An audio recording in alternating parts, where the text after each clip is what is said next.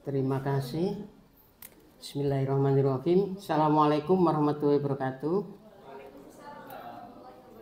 Bapak Ibu guru yang berbahagia, pada siang hari ini saya akan sedikit menguraikan tentang pembelajaran dan asesmen yang saya ambil dari buku ini, buku yang diterbitkan oleh Kemendikbud Ristek edisi revisi tahun 2024. Jadi dalam pembelajaran dan asesmen di kurikulum Merdeka ini, di buku ini sudah ada beberapa pembaharuan di mana kita sudah tidak lagi dibebani oleh administrasi seperti yang kita lakukan di kurikulum 2013. Jadi fokus kita nanti adalah pembelajaran itu bagaimana supaya menyenangkan, aman, nyaman, dan tanpa pembulian.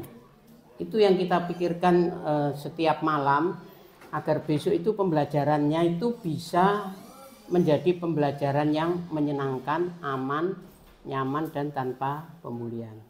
Nah, untuk beban administrasinya nanti kita lihat seperti apa.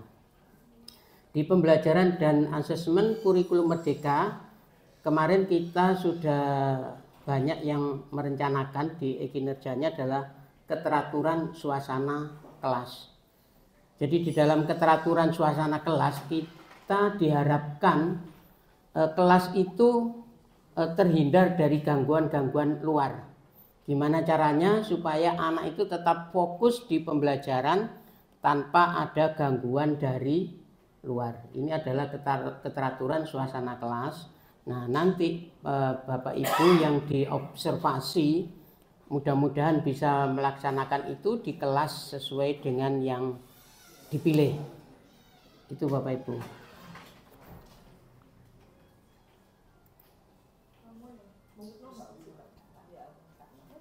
Kita mulai dulu dari visi sekolah kita. Jadi Bapak Ibu dalam pembelajaran jangan lupa tentang visi sekolah kita, yaitu peserta didik yang agamis. Nah, karena agamis jadi kita mulai dengan doa, kita akhiri nanti di pembelajaran juga dengan doa. Kemudian cerdas berkarakter profil pelajar Pancasila. Untuk 6 dimensi profil pelajar Pancasila di mapel Bapak Ibu bisa memilih sendiri, tidak harus 6-6-nya diambil. Misalkan di matematika itu ambil bernalar kritis dan kreatif. Itu saja yang kita kuatkan. Untuk mapel yang lain, mapel agama misalkan bergotong royong dan beriman berakhlak mulia.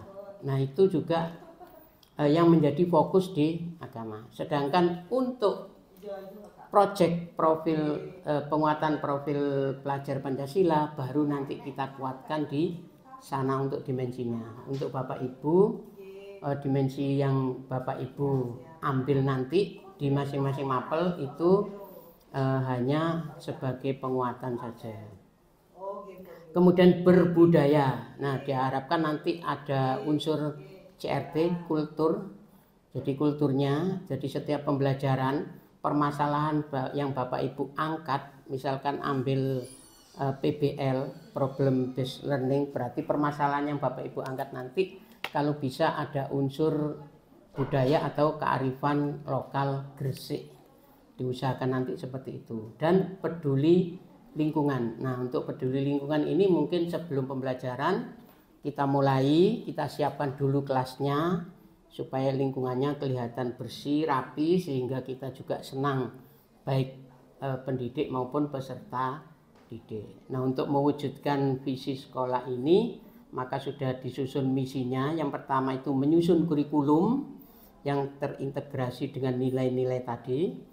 Kemudian yang kedua adalah mengembangkan model pembelajaran berbasis masalah, berbantuan media IT. Jadi kita sudah disiapkan oleh sarpras kita, di setiap kelas itu ada LCD proyektor, atau kalau pas kebetulan bermasalah bisa menggunakan yang portable. Kemudian yang ketiga adalah mengembangkan sumber daya manusia yang mempunyai kompetensi sesuai bidangnya. Nah, ini kita sudah terbentuk Kombel, komunitas belajar Giga Spentigres. Mudah-mudahan dengan Kombel ini nanti Bu Yani akan menjelaskan kira-kira kegiatannya apa saja. supaya nanti tidak sia-sia pembuatan kombelnya tersebut, sehingga nanti bisa jalan seperti yang dulu-dulu. Kalau yang dulu itu kita baru mengembangkannya lewat MGMP sekolah. Kemudian yang keempat adalah mengembangkan sarana prasarana sebagai sumber belajar dan pembelajaran yang aman, nyaman, menyenangkan, dan ramah lingkungan. Ini senantiasa diusahakan oleh Wakil Kepala Sekolah bidang sarana prasarana. Yang kelima adalah, ini yang penting, kita akan menghasilkan lulusan yang agamis, cerdas, berkarakter, profil pelajar Pancasila, berbudaya, dan memiliki kepedulian terhadap lingkungan. Ini Bapak Ibu, untuk mewujudkan semua itu, baik visi maupun misi, maka yang terpenting di sini pemeran atau aktornya adalah kepala sekolah, pendidik, dan peserta didik. Nah, apa saja tugas dari masing-masing untuk kepala sekolah, pendidik, dan peserta didik dalam belajar dan mengajar. Untuk tugas kepala sekolah ini pernah saya berikan pada saat di Dinas Pendidikan kemarin kelas 7, ngopi dan ngepel. Itu Permendikbud yang terbaru nomor 25 tahun 2024. Ngopi saya ambil dari kata pemimpin pembelajaran. Jadi kepala sekolah itu di Permendikbud tersebut menjadi pemimpin pembelajaran.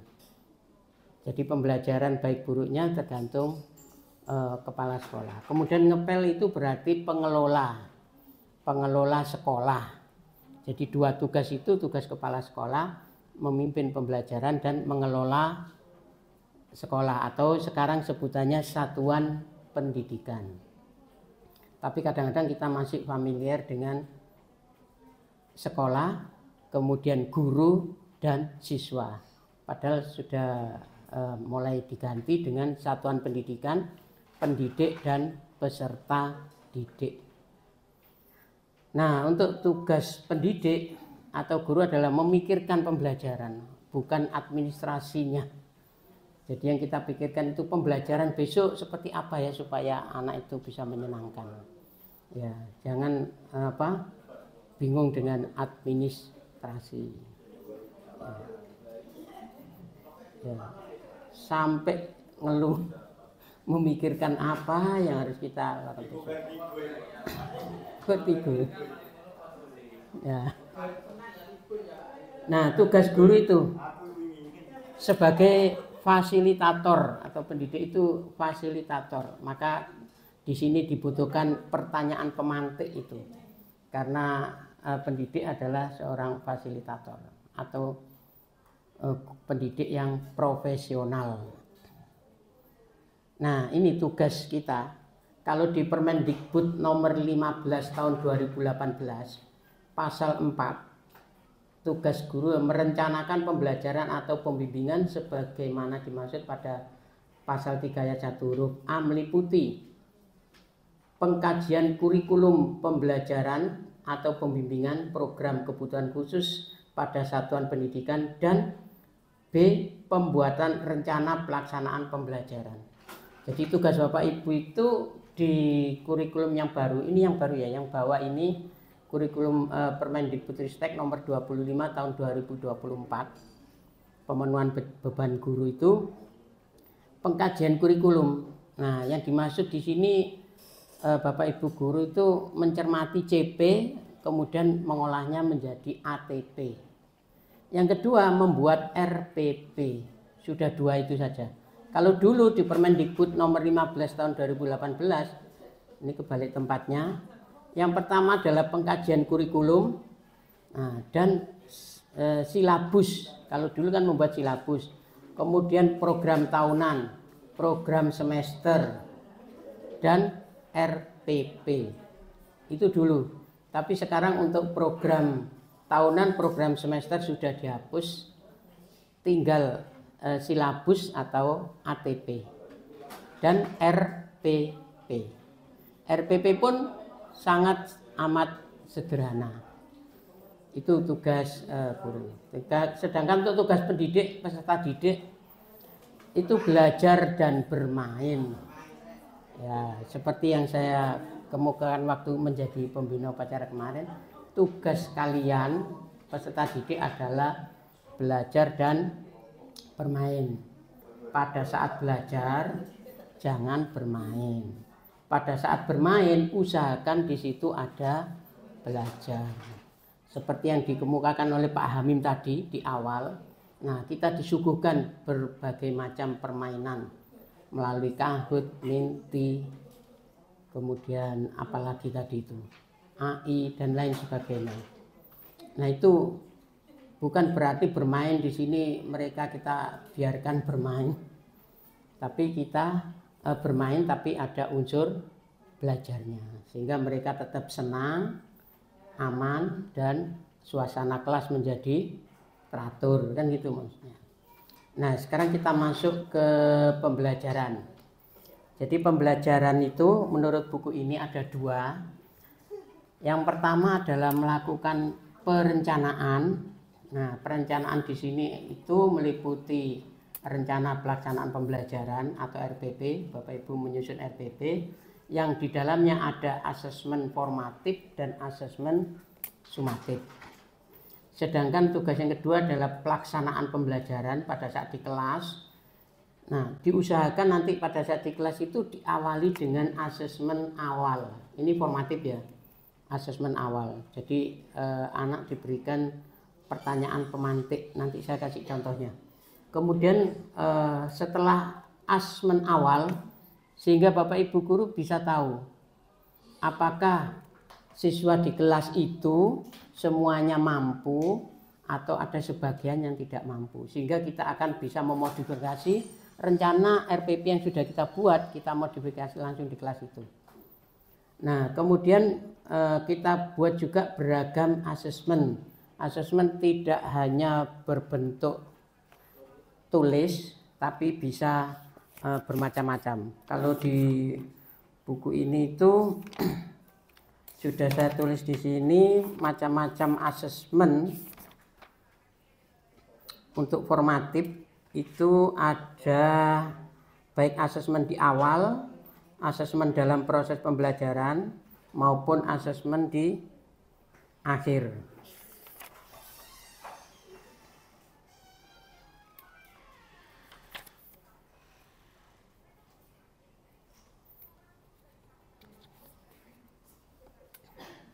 Untuk asesmen formatif itu sebagai umpan balik untuk memperbaiki proses pembelajaran. Kemudian bentuknya bisa di awal, di dalam proses maupun di akhir. Untuk asesmen awal itu untuk mengetahui persiapan peserta didik, ditujukan untuk kebutuhan pendidik, tidak untuk penilaian hasil belajar peserta didik. Jadi yang perlu diingat, asesmen formatif itu tidak untuk nilai rapot, hanya untuk umpan balik. Nah, kemudian kalau dalam proses itu untuk mengetahui perkembangan dan pemberian umpan balik peserta didik dilakukan sepanjang atau di tengah kegiatan atau di akhir. Nah, jadi kegunaan asesmen formatif itu sendiri adalah untuk memperoleh informasi perkembangan peserta didik untuk umpan balik bagi pendidik dan peserta didik, merefleksikan strategi pembelajaran yang digunakan, meningkatkan efektivitas pembelajaran sebagai informasi kebutuhan belajar individu dari peserta didik dan refleksi kemajuan belajar. Jadi dalam merancang asesmen formatif itu diusahakan yang tidak berisiko tinggi karena tidak untuk kenaikan kelas, hanya yang sederhana saja. Terus menggunakan berbagai teknik dan atau instrumen dilaksanaan bersamaan dengan proses pembelajaran, bersifat operasional, dapat menggunakan metode yang sederhana, langkah awal pembelajaran berdiferensiasi, dan instrumen asesmen tidak sekadar sebuah angka. Jadi asesmen formatif ini nanti tekniknya bisa tidak harus berbentuk angka, bisa penilaian diri, penilaian antar teman, atau penilaian oleh pendidik. Kemudian untuk pelaksanaan dimulai dari asesmen awal, selalu dimulai dari asesmen awal dan diakhiri dengan refleksi, diusahakan itu.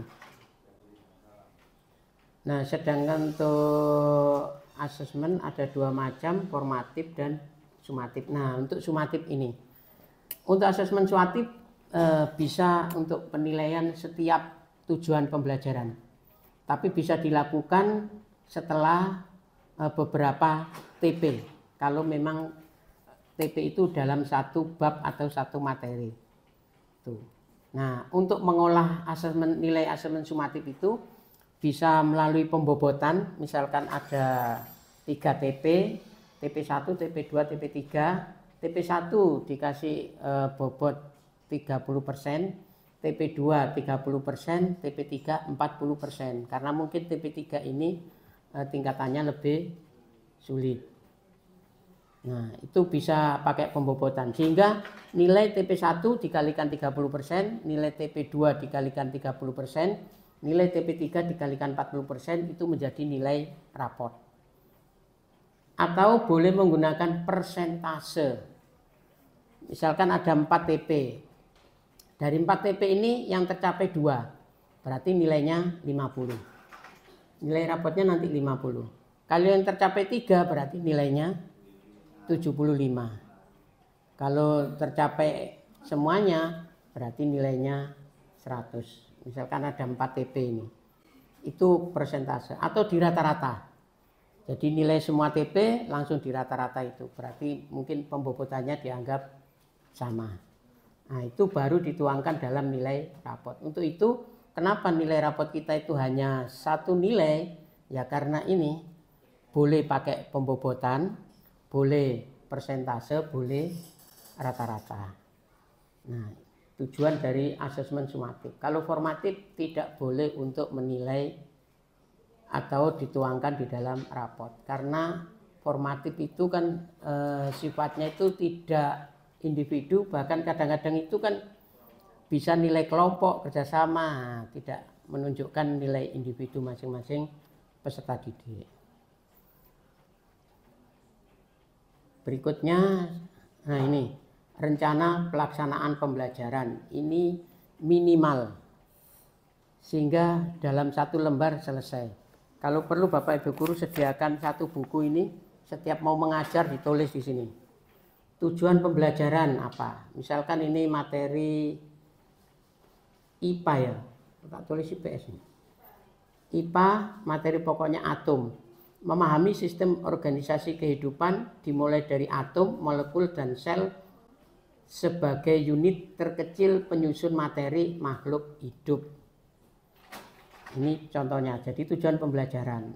Isi RPP-nya cuma ini. Identitasnya dulu itu satuan pendidikan, kelas, semester, mata pelajaran, materi pokok, alokasi waktu, tahun pelajaran, tahun ajaran. Kemudian kegiatan pembelajarannya ini satu pertemuan. Pertama, peserta didik menyimak infografis hutan Indonesia dan menjawab pertanyaan pemantik dari guru. Misalkan pertanyaannya ini, ternyata hutan tropis merupakan penghasil utama oksigen. Tahukah kalian bahwa oksigen tersusun atas atom? Apa yang kalian ketahui tentang atom? Nah, ini pertanyaan pemantik. Apakah pertanyaan ini harus ada jawabannya? Tidak harus. Nah, nanti di dalam proses pembelajaran di akhir kita tanyakan lagi. Mudah-mudahan setelah pembelajaran anak bisa menjawab ini. Syukur-syukur kalau ada yang bisa menjawab, baru strateginya kita ubah. Ternyata kok 3 pertanyaan ini bisa dijawab semua. Kan tidak mungkin kita ulang lagi materinya, tapi kita ubah strateginya. Kemudian kegiatan yang kedua, peserta didik. Nah, semuanya diawali dengan peserta didik. Peserta didik mengolah informasi dan gagasan dengan cara membaca artikel yang berhubungan dengan atom. Di sini sudah tidak ada lagi pendahuluan, kegiatan inti dan penutup. Tidak ada lagi, tidak kelihatan lagi. Cuma kita bisa merasakan sendiri ini di pendahuluan atau inti. Jadi yang pertama, siswa disajikan infografis tentang hutan. Setelah itu kasih pertanyaan pemantik. Kedua, siswa diajak mengolah informasi gagasan dengan cara membaca artikel yang berhubungan dengan atom. Nah, ini karena sekolah kita tidak membolehkan membawa HP, berarti kita sendiri yang mencarikan informasi tersebut, kita tayangkan di LCD. Yang ketiga, peserta didik secara berkelompok melakukan diskusi dan studi literatur untuk menggambar struktur atom menurut sudut pandang mereka dan memberikan label pada bagian-bagian atom. Nah, jadi kita tidak memberitahukan atom itu seperti apa strukturnya, tapi mereka mencari sendiri melalui internet tadi dan menggambarkannya. Yang keempat, peserta didik membuat laporan hasil diskusi dalam berbagai bentuk media secara kreatif, bisa tertulis, mind map, infografis, PowerPoint atau video.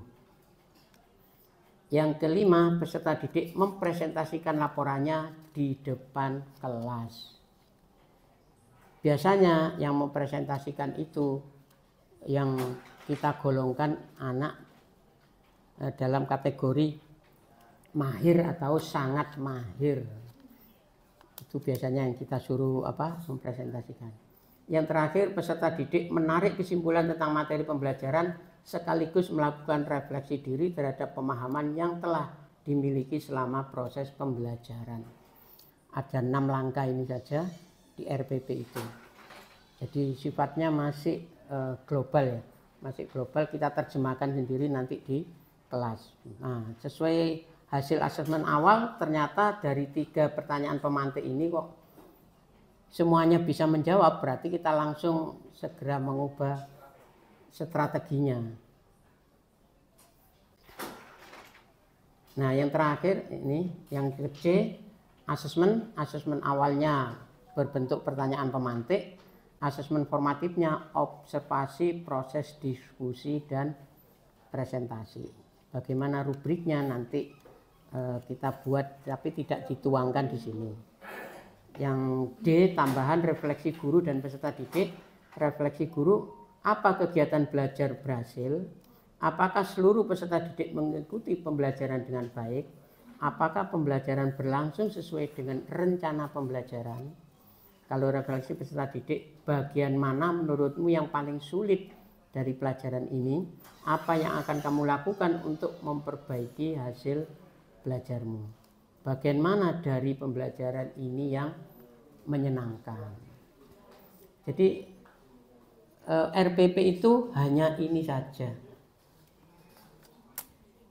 Nah, untuk bahan ajar, LKPD dan lain sebagainya itu mungkin tidak dituangkan di RPP ini, tapi mungkin Bapak Ibu guru sudah punya baik dari sumber lain atau membuat sendiri. Ini RPP yang sederhana dan hanya bisa ditulis 1 lembar, rencana pelaksanaan pembelajaran. Minimal ini. Kalau mau modul ajar berarti harus ada media pembelajarannya. Tidak ada di sini. Yang dicontohkan di sini rencana pelaksanaan pembelajaran RPP. Kalau modul ajar harus disertai media. Misalkan tadi ini ya, nomor 2 ini, peserta didik mengolah informasi dan gagasan dengan cara membaca artikel yang berhubungan dengan atom. Kemudian pertanyaan pemantik itu kan kita tulis di PowerPoint, itu kan sudah jadi media pembelajarannya, ya kan? Kita kemukakan satu persatu. Atau kalau perlu bahan ajar bisa ditaruh di media pembelajaran. Itu sudah jadi modul ajar. Minimal seperti itu. Kalau mau lengkap boleh. Ya. Ya. Tapi kalau sehari-hari, setiap hari kita membuat modul ajar ya habis waktu kita hanya untuk menyusun modul ajar. Kalau RPP kan hanya ini saja. Identitasnya, mungkin sediakan 1 buku ini, nulis tujuan pembelajarannya apa. Nah, dengan menulis kan kita ingat, oh besok tujuan pembelajarannya ini. Kemudian kegiatan pembelajarannya Nah, yang awal selalu peserta didik diberikan asesmen awal. Nah, apakah peserta didik kita siap tidak menerima materi kita hari ini? Kita buat asesmen awal soal IC. Kemudian peserta didik diajak mengolah informasi gagasan dengan cara membaca artikel. Berarti kan buku siswa itu kita suruh baca. Dari buku siswa itu kira-kira apakah ada istilah yang perlu didiskusikan atau tidak ada. Kadang-kadang di buku siswa itu kan ada istilah-istilah baru. Nah, mungkin itu perlu ditanyakan apa enggak. Atau dipaksa. Dari hasil membaca kalian harus menulis 3 istilah yang menurut kalian paling tidak dimengerti. Nanti akan kita diskusikan bersama. Kemudian peserta diajak berdiskusi secara kelompok, kemudian peserta membuat laporan hasil diskusi, peserta mempresentasikan laporannya, terakhir peserta menarik kesimpulan sekaligus melakukan refleksi. Selesai. Itu tulisan di RPP, sederhana. Tidak terperinci. Kalau dulu K13 itu terperinci sekali. Pendahuluan, guru mengabsen peserta didik satu persatu dengan memanggil namanya. Ya, itu bisa habis 30 menit sendiri. Kemudian yang kedua, guru melakukan apersepsi materi yang sudah dipelajari sebelumnya. Ketiga, guru memberikan motivasi tentang materi apa yang akan kita pelajari hari ini, dikaitkan dengan kehidupan sehari-hari. Keempat, guru menyampaikan tujuan pembelajaran dan strategi pembelajaran yang akan kita laksanakan. Kelima, guru melakukan tes awal untuk mengetahui apakah peserta didik sudah siap atau belum. Kemudian masuk kegiatan inti. Ya, keseringan baca pendahuluan.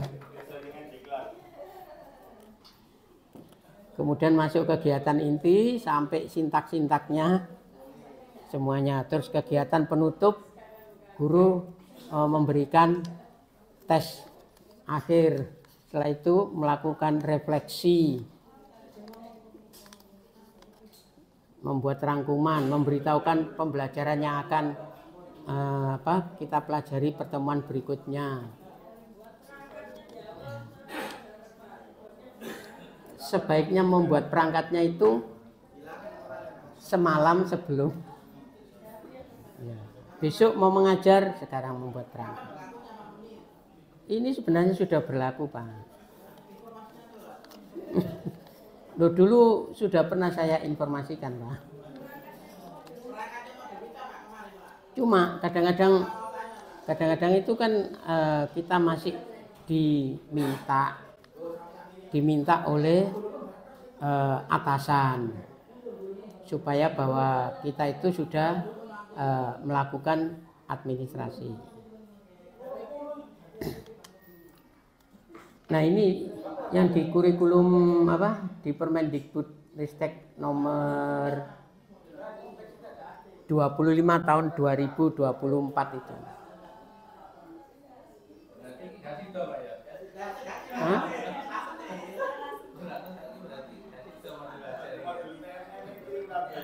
Nah, untuk modul ajar yang ini untuk kebutuhan PMM,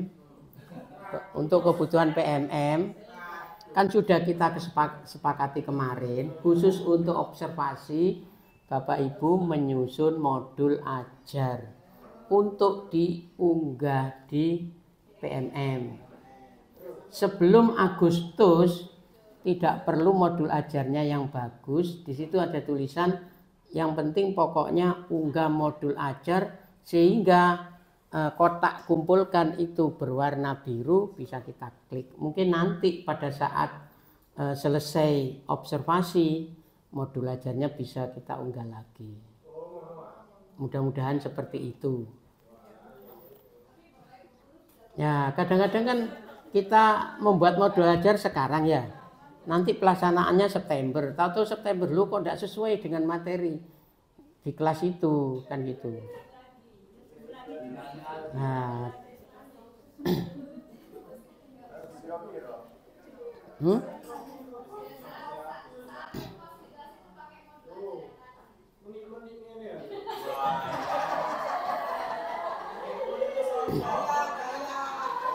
Nah, untuk modul ajar yang kita rencanakan di PMM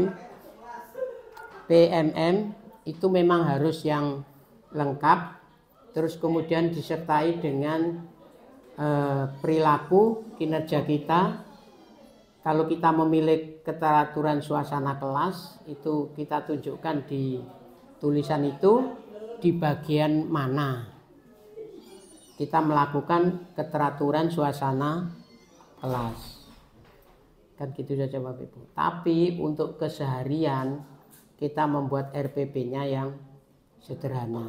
Khusus 1 semester 1 kali membuat modul ajar yang lengkap. Contohnya Pak Sedarsi juga.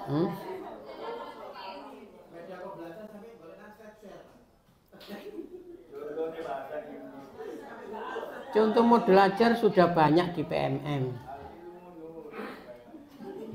Kalau yang sering membuka PMM tahu contohnya banyak. PMM di situ sudah disediakan.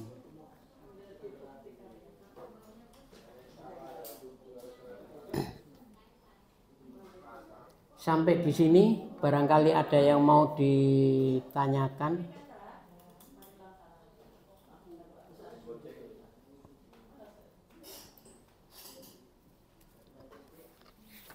Atau Bapak Ibu guru bisa mempelajari buku ini. Hah? Di share. Diceritani.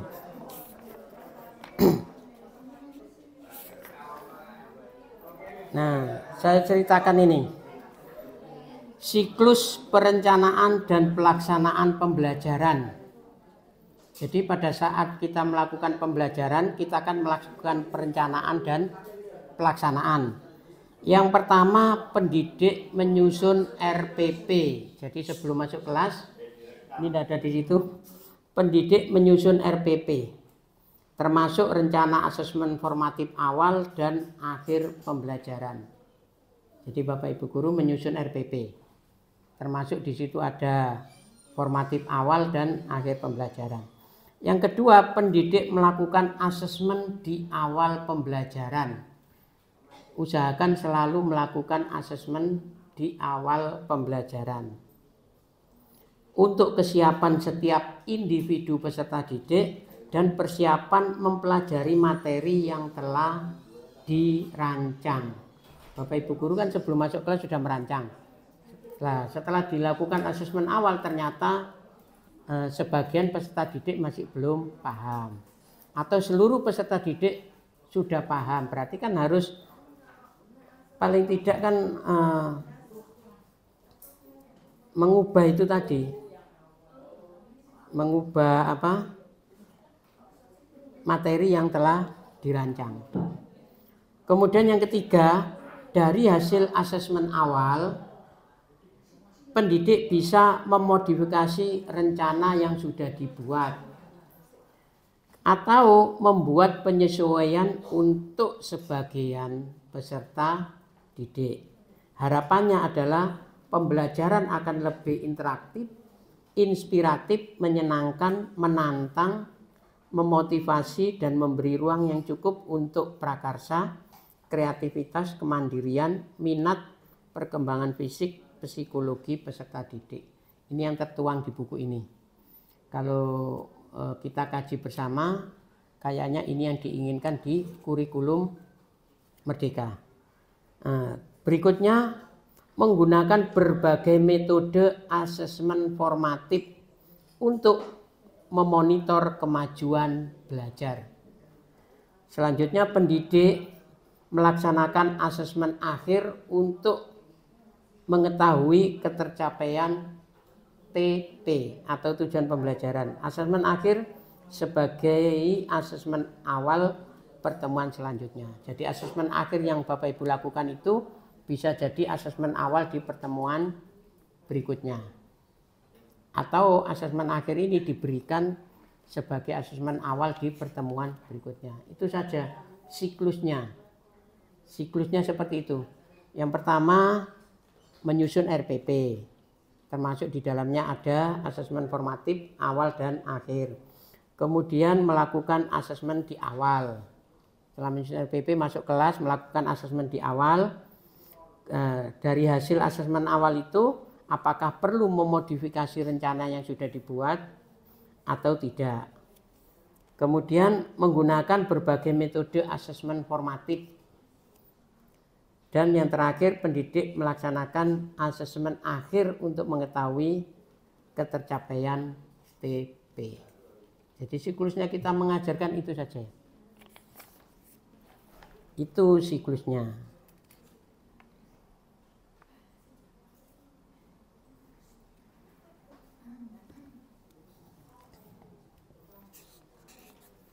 Mungkin itu yang bisa saya berikan untuk asesmen dan pembelajaran. Barangkali ada yang mau didiskusikan atau ditanyakan, monggo.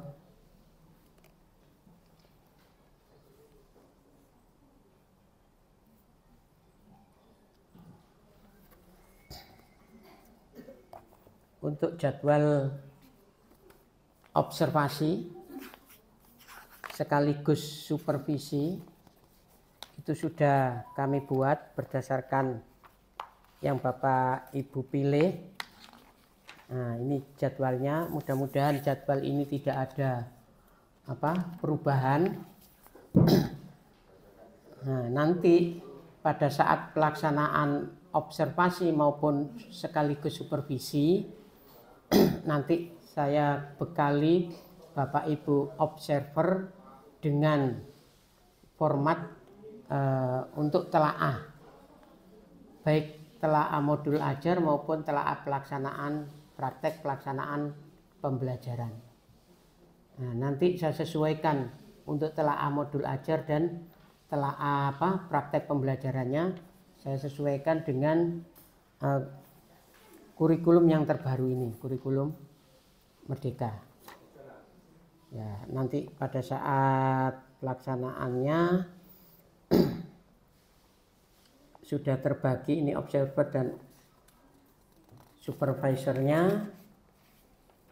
Terus saya tambah lagi ada selain Bu Eli Yumama, Bu Yeni, Bu Suci, Pak Widodo, Pak Solikin, saya sendiri, Bu Wiwin, Pak Devi, juga minta bantuan Bu Utami untuk mensupervisi Bu Evi, kemudian Bu Wulan mensupervisi Bu Nabila, terus Bu Sri Mulyaningsih mensupervisi Pak Mustabirin, Pak Jainuri mensupervisi Bu Ika Miming, informatika Pak Jainuri, kemudian Bu Nus mensupervisi Bu Isnaini, dan Pak Hamim mensupervisi Bu Ianatus Solika. Itu nanti yang mensupervisi akan melihat kegiatan pembelajaran Bapak Ibu di kelas, bukan mencari kesalahan, tapi nanti bisa berdiskusi bersama kira-kira kekurangannya apa pada saat di kelas, terutama yang terkait dengan keteraturan suasana kelas. Jadi di keteraturan suasana kelas itu bagaimana caranya Bapak Ibu supaya anak itu tetap fokus di pembelajaran, tidak teralihkan oleh gangguan dari luar. Itu keteraturan suasana kelas. Nah, nanti untuk observasi kinerjanya penilaiannya hanya dilakukan dan efektif, atau dilakukan tapi belum efektif, atau tidak dilakukan. Jadi keteraturan kelas, suasana kelasnya itu untuk yang kinerja itu penilaiannya ada 3, dilakukan dan efektif, dilakukan tapi belum efektif, dan yang ketiga tidak dilakukan. Ya. Setelah penilaian itu baru kemudian Bapak Ibu masuk ke perencanaan berikutnya. Itu Bapak Ibu, ada yang mau ditanyakan?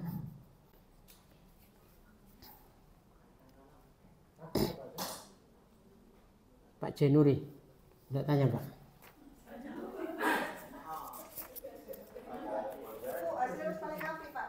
Iya, kalau Pak Devi kan terus ada saja yang dilontarkan.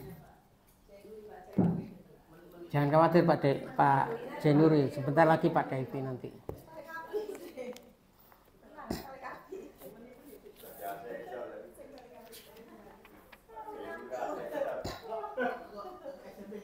Oh ya, yang hampir terlupakan kegiatan pengimbasan. Jangan lupa Bapak Ibu. Sebenarnya di minggu ini itu kita mengunjungi sekolah imbas. Ya. Mulai, alhamdulillah. Ya. Nunggu komentarnya Pak J. Jadi nanti kita harus mengunjungi sekolah imbas, terus kemudian di bulan September minggu ketiga kita melakukan IHT dengan sekolah imbas, tapi tidak semuanya, hanya perwakilan karena kita dikasih dana yang terbatas sehingga pelaksanaannya tidak bisa untuk semuanya, kecuali sekolah imbas siap menyediakan dana untuk IHT bagi semua gurunya. Kalau enggak nanti sebagian, nah hasilnya diseminasikan di sekolah masing-masing. Itu rencana di bulan September nanti. Untuk bulan ini rencananya kita mau berkunjung untuk mengetahui atau istilahnya itu refleksi. Kira-kira apakah yang sudah direncanakan kemarin seperti itu yang diinginkan oleh sekolah imbas kita. Itu untuk di bulan Agustus ini kita harus membuat laporannya. Itu Bapak Ibu sekedar informasi untuk pengimbasan karena sekolah kita adalah PSB tahun pertama. Jadi ini sudah mulai melakukan pengimbasan.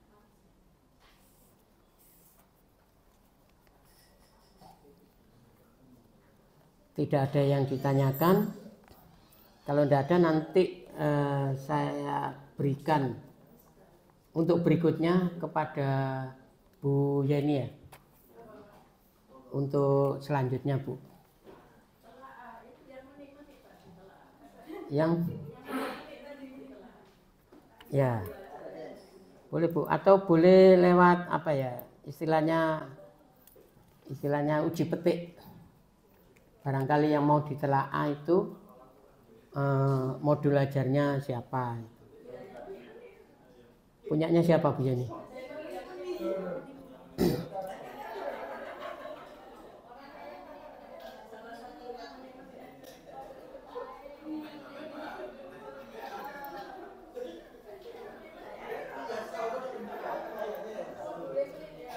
Pak Jenuri.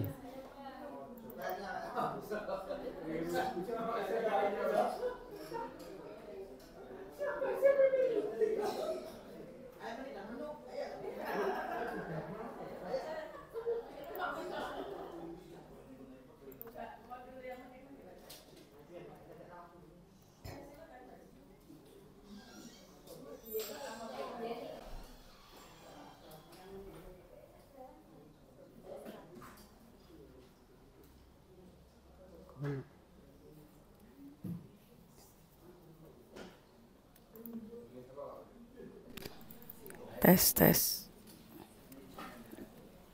Mana Elin? Kok gak iso besar? Ini harus nyala. Hah? Suaranya gak masuk.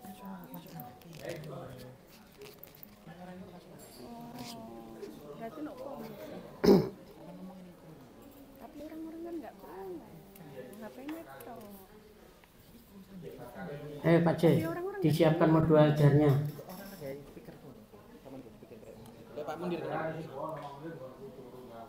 Disiapkan Pak J. Sudah siapkan modul ajarnya Pak J. Itu yang sudah di print tadi loh. Ya sudah di print tadi. Tidak apa-apa. Makanya kita telah Pak J. Nanti diberikan catatan di sini. Informasi umum, identitas sekolah ada Pak J. Kompetensi awal ada, profil pelajar Pancasila, sarana prasaranya, kemudian target itu diferensiasi, terus sama model pembelajarannya. Ada semua Pak J? Ada? Lengkap? Nah, berarti nilainya 2. Hah? Mau diganti tak? Ini ya, yes. Sudah ada kan Pak J? Sekarang komponen intinya minimal memuat 8 komponen. Tujuan pembelajaran ada, pemahaman bermakna, pertanyaan pemantik, persiapan pembelajaran, kegiatan pembelajaran, asesmen, pengayaan, tidak ada, remedial, refleksi. Nah, berarti ada yang tidak ada ya. Nah, kita nilai di sini 1 ya. Di lampiran apakah lembar kerja peserta didik LKPD ada? Bahan bacaan ada? Glosarium? Tidak ada. Daftar pustaka? Ada. Wes kita anggap nilainya 2. Hanya tinggal glosarium. Tujuan ada kompetensi dan konten. Pak Jainuri, tujuan pembelajarannya apa? Bacakan Pak.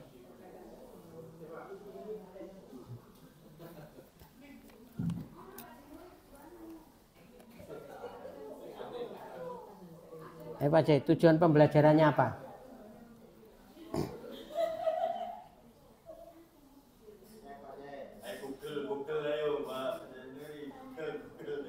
Peserta didik dapat ini tadi yang enggak ada itu pengayaan ya.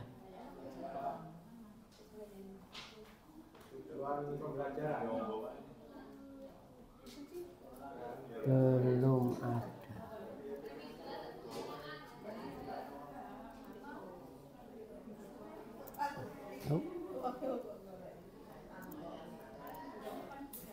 G, pengayaan belum ada. Pengayaan toh aja.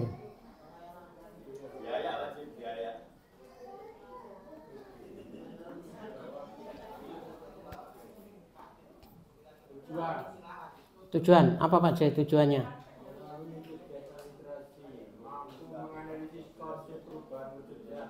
Menganalisis kompetensi wujud zat konten berarti ada. Ada sikap pengetahuan keterampilannya.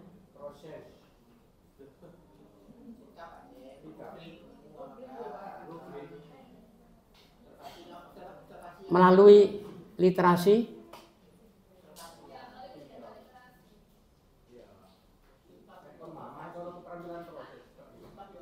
Memahami keterampilan proses. Keterampilan ada, pengetahuan ada. Belum tersurat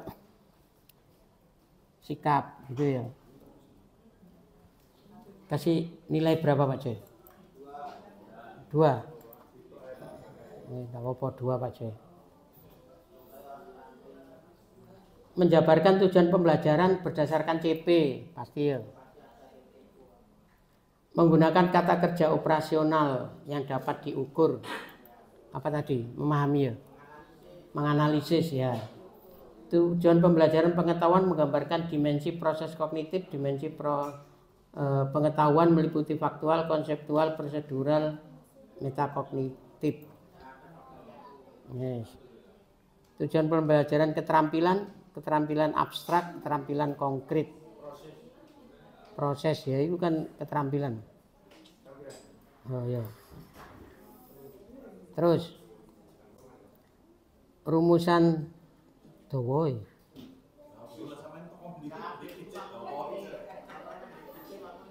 Kok berulang-ulang?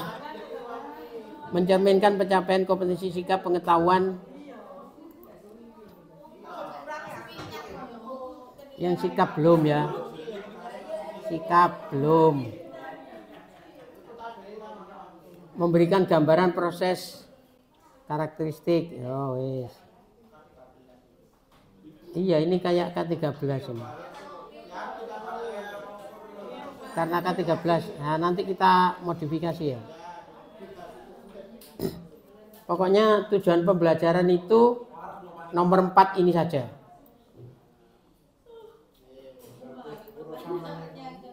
Pokoknya ada kompetensi dan konten. Ya, nomor 4 ini saja. Ya, ini yang perlu Pak C. Yang lainnya tidak perlu, tutup.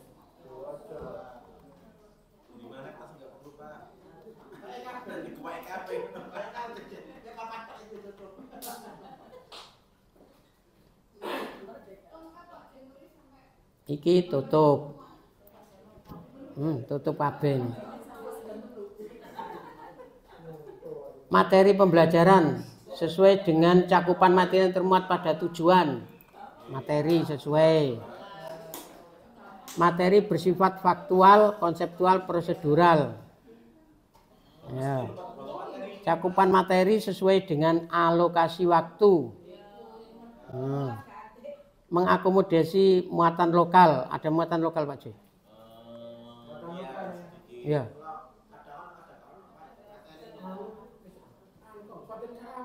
Oh, Karawang. Jauh. Download ini.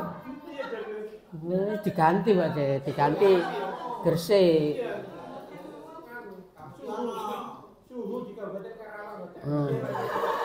Satu. Berarti ini Kabupaten Karawang.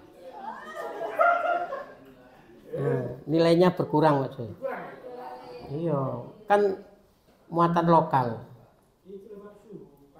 Atau Pak C pindah ke Karawang.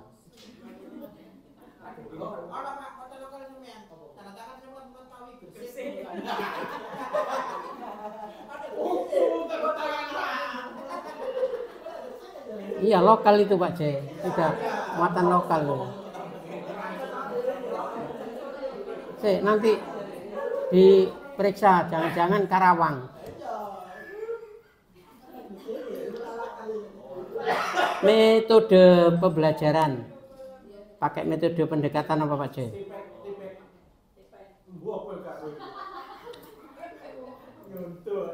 Menggunakan pendekatan ilmiah. Tipek. Terus pembelajaran aktif, hot,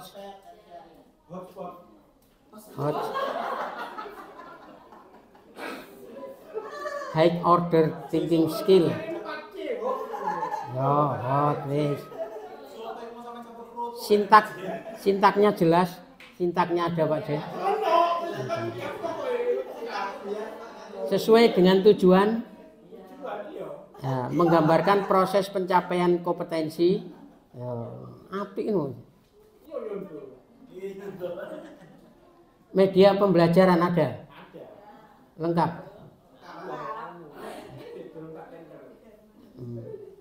Sesuai dengan karakteristik. Sumber belajar digunakan mencakup antara lain bahan cetak, elektronik. Ada. Memanfaatkan ini tadi tipek ini. Ada tipeknya ya? Ini loh. Itu.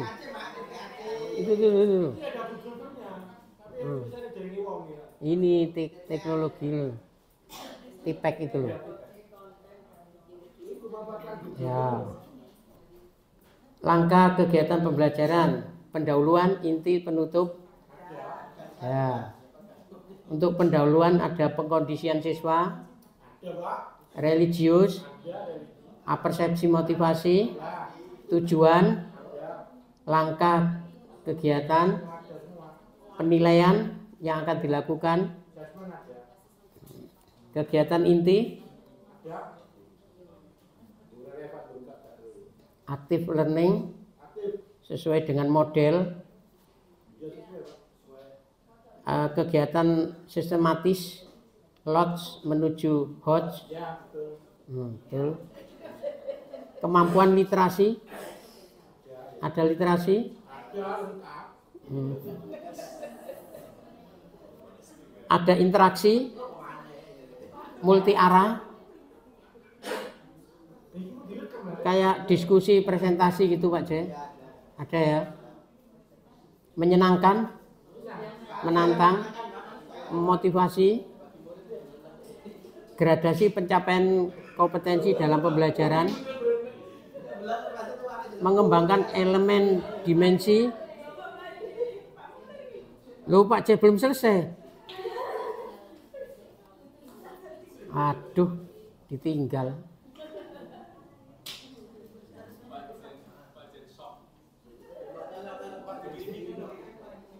Nah, Bapak Ibu ya, ternyata dua semua nanti bisa mencontoh punyanya Pak J. Pak J, kapan kita kasih waktu Pak J untuk presentasi modul ajarnya? Ini nilainya dua semua ini Pak J.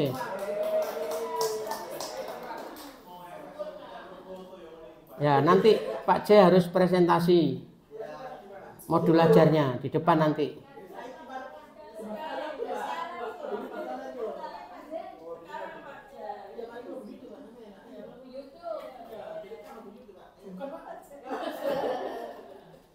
Ini nilai modul ajarnya kan 100. Nah, berarti nanti Pak J perlu mempresentasikan best practice, berbagi. Lalu terus siapa Pak J? Nah ini nilainya 2 semua.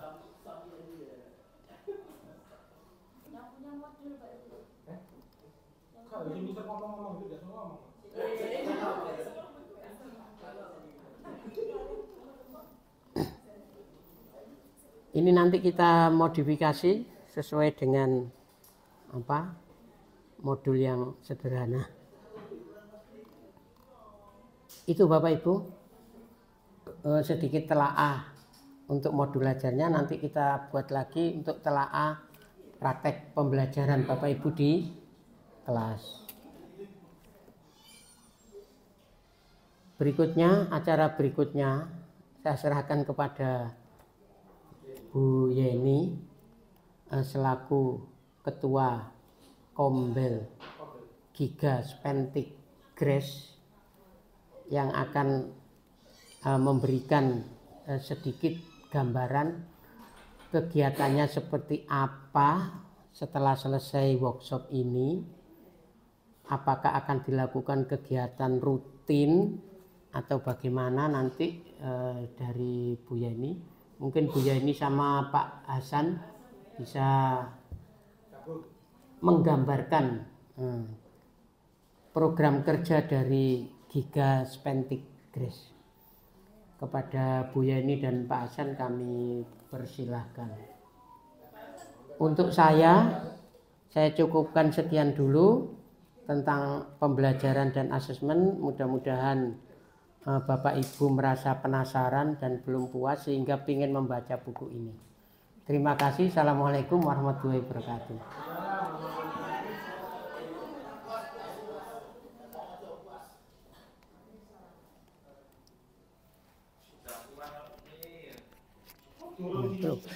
Bro, buku nih. Ini mulai Besan? Sudah? Hah? Ayo Pak Hasan. Ayo Pak Hasan. Iya.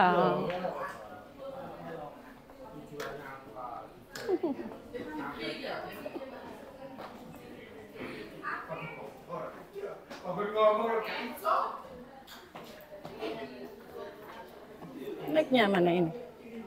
Ini toh? Oh ini, itu Pak Hasan. Sahabat di sini. Ini sudah. Assalamualaikum warahmatullahi wabarakatuh. Selamat siang setengah sore, semangat buat teman-teman, Bapak Ibu sekalian. Di sore hari ini kita mempergunakan sisa waktu yang nanti terakhir kita akan masuk ke PMM bersama-sama per kelompok observer ya.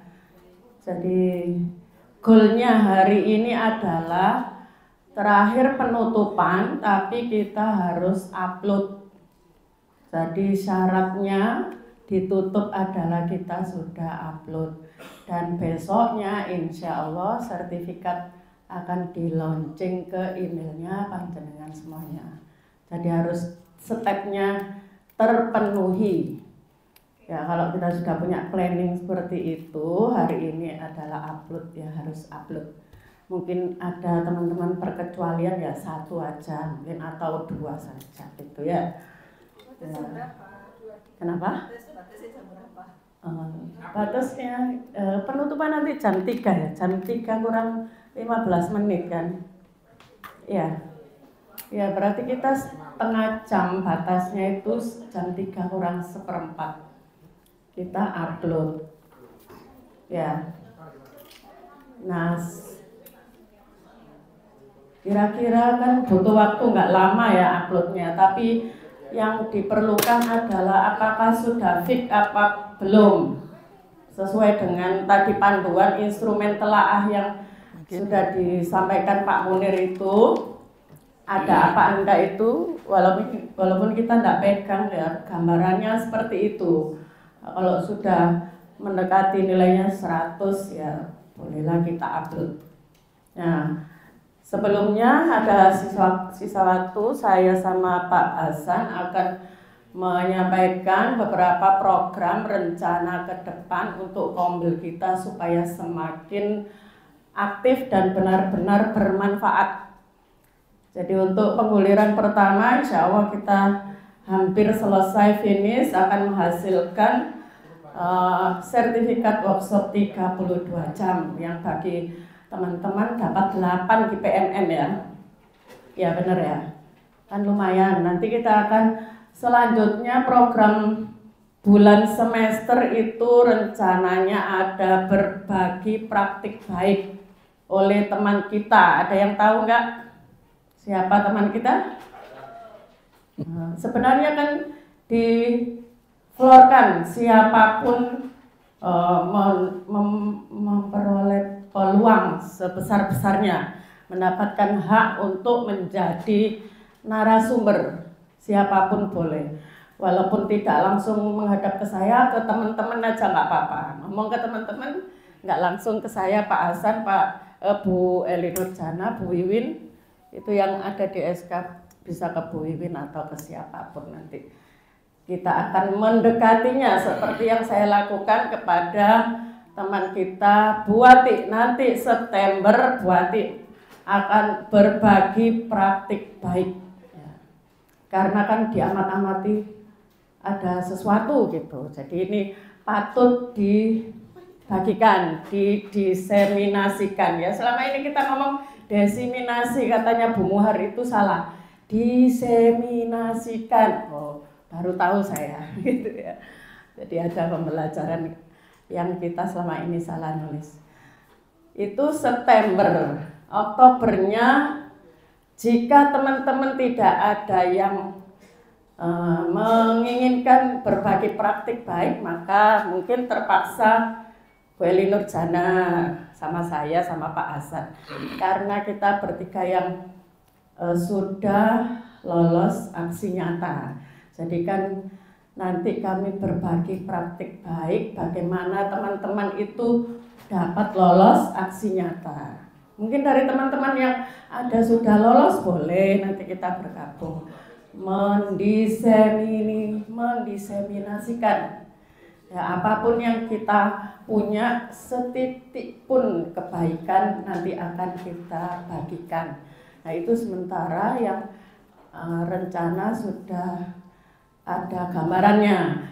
Tadi pagi Pak Munir memberikan inisiasi. Bagaimana kalau sebesar 32 JP lagi Bu gitu. Jadi saat semester ini sampai Desember mungkin akan menghasilkan lagi 32 JP, itu pasti kita ada tugas. Jadi resikonya itu kita siap apa tidak mengerjakan tugas. Dan itu masih di awang-awang. Mungkin panjenengan ada yang bisa mengusulkan kita siap melakukan tugas apa selain membuat modul ajar. Nah, modul ajar kan itu wajib ya. Jadi ini kemarin kan terbersit karena ada workshop atau tidak ada itu kita membuat. Nah, untuk yang kemudian mungkin kita akan membuat apa itu sambil jalan, atau hari ini langsung ada yang punya usul kita kepingin membuat apa. Mungkin tadi yang narasumber dari Korea tadi mungkin ya bisa nanti mengadakan lagi workshop membuat apa, atau mungkin membuat media pembelajaran. Nah itu mungkin dari Pak Hasan bisa melanjutkan, monggo. Baik.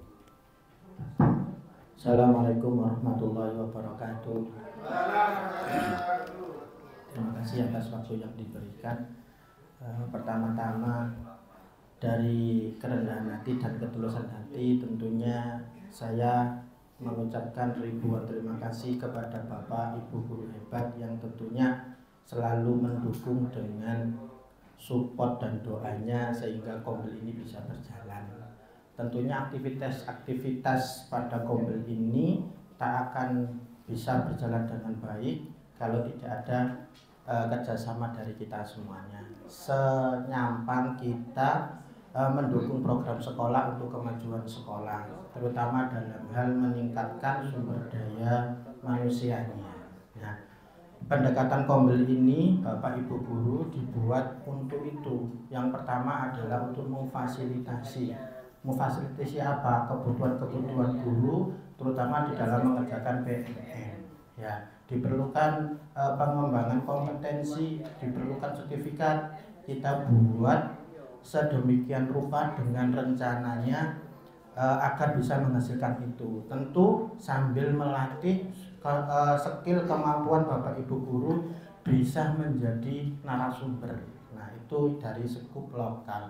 Kemudian kita juga punya gagasan rencana kedua, selain Kombel ini untuk internal, orang-orang guru-guru Bapak guru hebat ini juga termasuk di komunitas MGMP-nya masing-masing. Nanti kita bisa juga bekerja sama bila diperlukan. Misalnya Kombel IPA ingin mengadakan di komunitasnya, bisa bekerja sama dengan Kombel Giga Spetigres. Jadi bisa diikuti. Untuk saat ini kan masih kita orang-orang yang mengikuti adalah dari warga Spedik sendiri. Nah, untuk kedepannya karena di PMM itu skupnya luas. Nah, kita ingin mengembangkan lagi lebih besar lagi dengan bekerjasama dengan MGMP di mana orang-orangnya itu ya dari kita. Misalnya Bu Ilvi tergabung di MGMP Matematika. Nah, kepingin mengadakan acara seperti ini, bisa bekerjasama dengan Kombel kita. Nanti untuk pengaturannya, kalau kemarin kan instansinya untuk PT SMP Negeri 3 saja. Nah, nanti kita tambahkan lagi untuk MGMP itu. Jadi lebih luas lagi. Nah, menyambung dengan apa yang disampaikan Bu Yeni tadi, bagi Bapak Ibu guru yang sudah punya praktik baik, bisa ditularkan, bisa disaringkan kepada kita sehingga kita memperoleh manfaatnya. Misalnya Bapak Amin tadi dengan begitu luasnya menyampaikan sesuatu yang sangat luar biasa bermanfaat bagi kita, itu bisa kita buatkan praktik baiknya, lumayan bisa menambah 4 poin di BMN. Buati dengan pengkaderisasi di pramukanya, nanti juga bisa kita buatkan di Kombelnya, dan itu nanti skupnya lebih luas lagi. Nah, demikian sekelumit yang bisa saya sampaikan. sekali lagi terima kasih atas support dan dukungannya, dan mohon maaf atas banyaknya, masih banyak kekurangannya. Begitu, saya kembalikan lagi ke Bu Yeni. Langsung ya, sudah selesai ya. Jadi demikian paparan rencana program kedepannya untuk Gombel Giga kita. Sekali lagi kita ini bersama-sama, jadi Gombel Giga adalah milik SMP 3. Mari kita bersama-sama melakukan menuju perkembangan baiknya Gombel Giga ini bersama-sama, tidak hanya 1, 2, 3-nya, semuanya. Maksudnya dalam hal ini kita memposisikan kita masing-masing ya. Kita sebagai koordinator sesuai yang kemarin dilaunchingkan SK, ada koordinator, bagaimana peran koordinator MAPEL itu dalam mendukung Gombel Giga ini. Sedikit pun pasti akan berkontribusi buat Gombel Giga. Perannya yang lainnya mungkin sebagai anggota seperti tadi Bu Wati, Pak Hamid bisa juga sebagai narasumber. Dan kita tunggu Bapak Ibu yang lainnya yang sudah memiliki praktik baik. Mungkin Pak I juga sangat berperan dan maksudnya berpeluang banyak untuk berbagi praktik baik, karena karakter-karakter dalam pembelajaran Pak I itu dibutuhkan oleh kita semuanya dalam menjadi pendidik. Ya, bagaimana kita sebagai pendidik itu semua dari religinya juga kita pegang. Jadi integrasi kita membelajarkan siswa kita itu juga dari pegangan hidup kita, itu jangan sampai terlepas. Pegangan hidup kita adalah agama ya. Jadi itu untuk siswa itu sampai bahwa pembelajaran bermakna itu tentu saja sampai yang jangka yang paling panjang kalau menurut saya itu ya. Jadi demikian, mungkin ada kekurangan dari kita, kami mohon masukan. Sambil jalan kita akan belajar bersama-sama. Program kita akan menggolkan semester 2 ini dulu. Mungkin semester depan tahun 2025 siapapun bisa mendapatkan SK baru ya gitu ya Pak Hasan ya. Sementara kita kan ada di SK ini.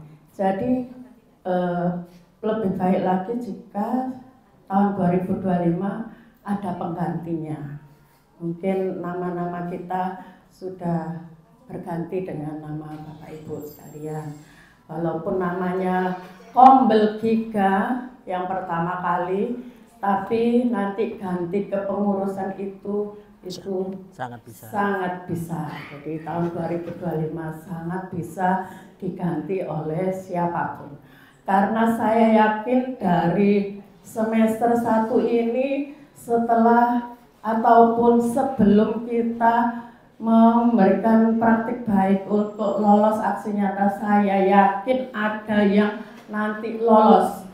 Ada atau tidak diseminasi dari kita, saya yakin ada yang lolos untuk semester 2 PMM ini. Semangat ya. Ada yang lolos di semester 2 ini aksi nyata. Demikian ya Pak Devi ya. Oke, terima kasih. Demikian dari kami. Assalamualaikum warahmatullahi wabarakatuh. Waalaikumsalam warahmatullahi wabarakatuh.